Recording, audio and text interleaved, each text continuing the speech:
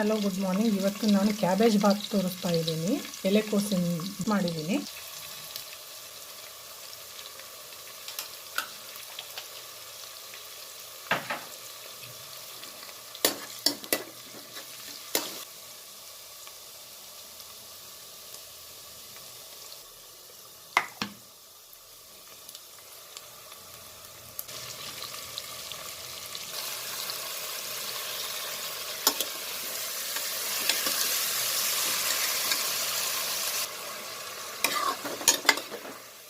ನಿಮಿಷ ಫ್ರೈ ಆಗಲಿ.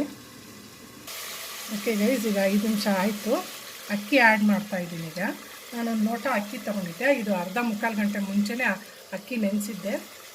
ಈಗ ಆ್ಯಡ್ ಮಾಡ್ತಿದ್ದೀನಿ. ಕೆಲವು ಅಕ್ಕಿಗೆ ನೀರು ಜಾಸ್ತಿ ಇಡ್ಸತ್ತೆ, ಕೆಲವು ಅಕ್ಕಿ ಕರೆಕ್ಟಾಗಿ 1 ಲೋಟಕ್ಕೆ 2 ಲೋಟ ನೀರು ಹಾಕಿದ್ರೆ ಕರೆಕ್ಟಾಗಿ ಹದವಾಗಿ ಆಗುತ್ತೆ.